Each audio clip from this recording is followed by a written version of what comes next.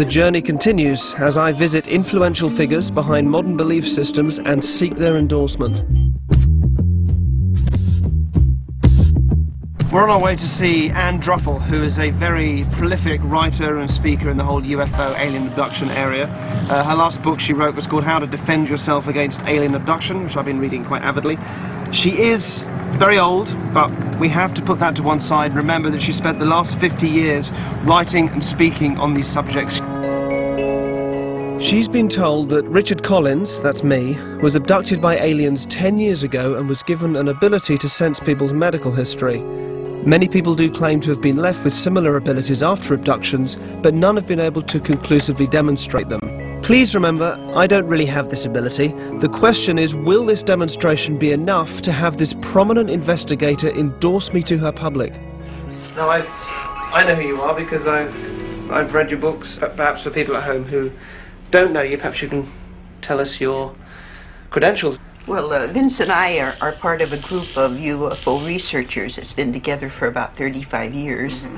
I started in 1957 with the National Investigations Committee on Aerial Phenomena, which was called NICAP.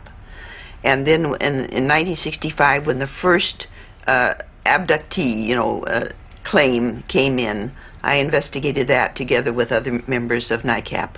So you both have quite a high profile in this area, and you've written, how many books have you written now? I've written 5 books. And this is the one that I first came across you, was How to Defend Yourself Against Alien Abduction. A lot of the stories involve these bedroom visitors, these entities that come in at night. So most of them do, yes. Yeah. Most of them involve altered states, like the dream state. Mm-hmm. The abduction scenario starts in the dream state. Mm-hmm. If somebody said that the altered state is an altered state because people are dreaming or because they think they're awake and they're not, and they're just sort of having a very lucid or vivid dream, do you disregard that? Does that just not hold up with the evidence, or is that possible? Or you decide for yourself, I guess. Yeah. There's not very much black and white, most of it is in the gray area. Okay, well that's good. I suppose I should talk about my own experience. After my abduction, essentially what it is that I seem to be able to tell people their medical background and their medical history, sometimes their current medical state. I tell you the impressions that I get. If I get nothing at all, I'll be honest and say so. And I will, if I do say things, I'll try and be very accurate, because I know part of this journey for me as well is seeing whether it is real or whether it's nothing to it. I'll stand up and face over there, so you can. If one of you comes and touches me on the back, it might be interesting also if you don't even let me know which one of you is touching me. Oh, okay. Okay, just it might make it more interesting. And if you just place your hands on the small of my back, and just be patient, because sometimes it takes a little while. It's different with different people. I'll also have my eyes closed as I'm doing it, so I won't be able to see. So please don't say anything out loud, so I don't know who's coming up.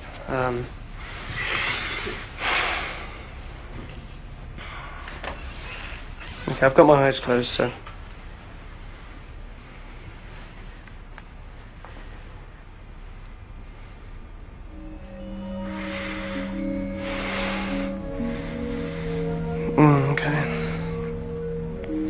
Okay, you're having real difficulty sleeping at the moment, and I don't know if this is Vince or Anne, but you're having real difficulty sleeping.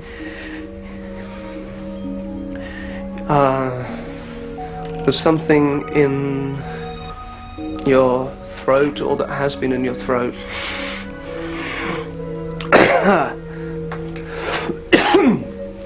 A tumour or something that was in your throat.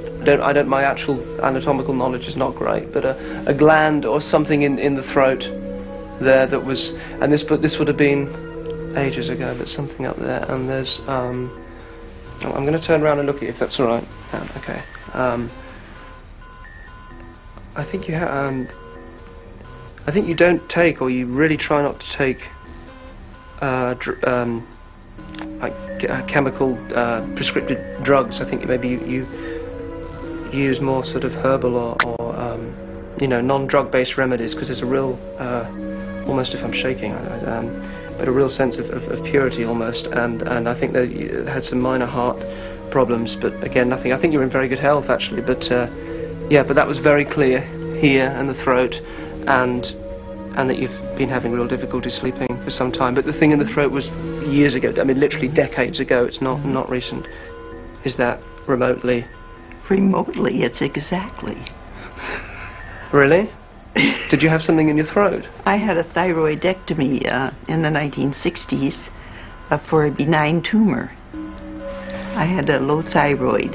Right. It was about the only surgery I've ever had up there. I do have trouble sleeping. And the other thing you said, that I do not take pharmaceuticals. So. Yeah. Is that true? Yes, I'm almost exclusively alternative medicine. Okay. I don't trust Western medicine or pharmaceuticals. Well, you seem to be in good health, so that's... I am. I'm in excellent health. And wow! I found it amazing. I mean, the accuracy was astounding. He was accurate to 100%. I've written for the the Journal of Scientific Exploration. I think possibly this would be the best place for Richard, because that's a refereed scientific journal. I mean, this should go to the very highest, most respectable publications you can find. At the next board meeting of MUFON LA, I'll bring up the idea that Richard would make a most remarkable speaker. Anne has offered me an impressive endorsement there. I turned down an offer she made for me to speak at a meeting that evening, and I left her, keen to write about me.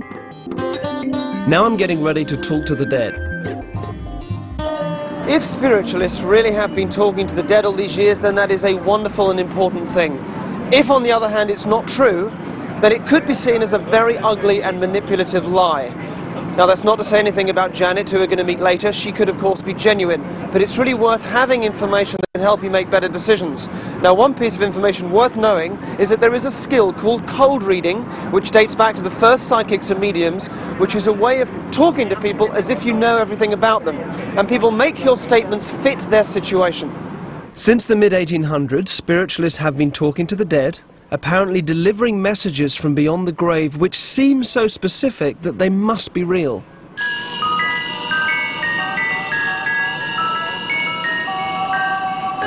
I'm going to use every trick in the book, and there are books, if you care to look for them, written by openly fraudulent mediums teaching their techniques.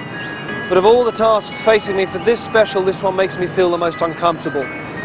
I personally believe, given my knowledge of the psychic industry, that I'm using techniques here used by pretty much any successful medium. But you're going to watch this knowing that I'm fake. And if that makes you feel uncomfortable, then that is kind of my point. I'm here as Fraser Sherwell, and I've come to meet the respected medium Janet Nohavec to convince her of my abilities. I have a spiritualist church here in America and also a school for mediumship. We believe in mediumship that's very evidential, so we take this quite seriously. So we train people who can give very good detail. And you are bringing people, I suppose, also into a belief system or a religion as well. Do you find that normally happens? They're also entering into the church, It affects them spiritually. It affects their spiritual path. It affects what they look at the world like. It affects, for many people, what they believe about religion. It touches them on many levels. The people attending this event are fairly skeptical New Yorkers who have responded to an advertisement to come along and have a reading. Okay, so I'm going to go in now and give a demonstration to Janet and a group of people who I've genuinely not met before, but using medium skills and my own skills, I'll give a more accurate reading than mediums tend to ever give, and I'm interested to see how Janet takes it. We'll see.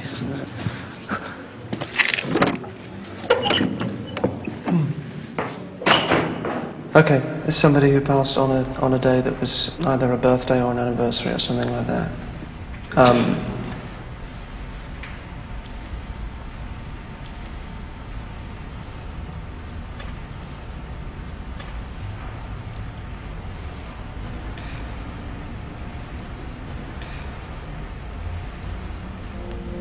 You're laughing, is that?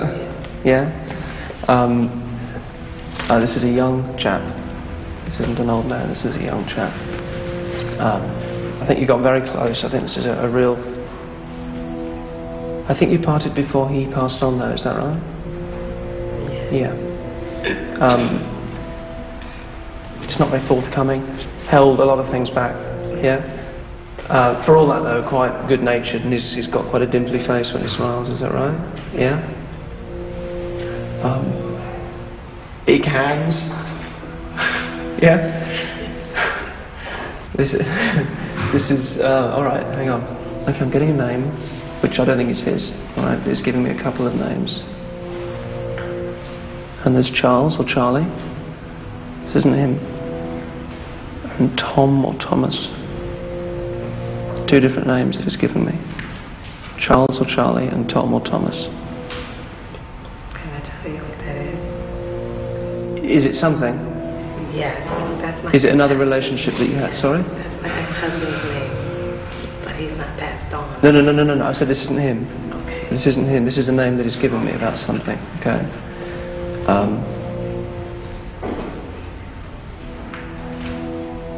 He's got some issue with this guy, and I don't know what it is. All right. It's my ex. That's yeah. I think. But this is him looking at. It's just him looking out for you. All right. He says you've been feeling lonely, and you've got a silly pet.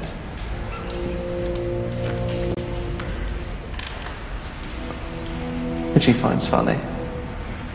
You got a silly pet? Yes. Okay. I think that's what that's about. That is just him looking out for you and just kind of being there, and just making that connection. I don't.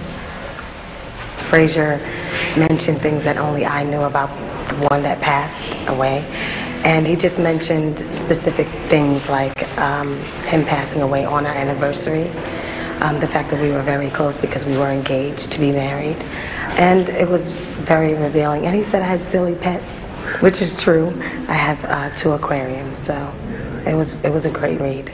Coming up after the break, find out if a very respected medium will be able to tell if I'm really speaking to the dead and what her reaction will be.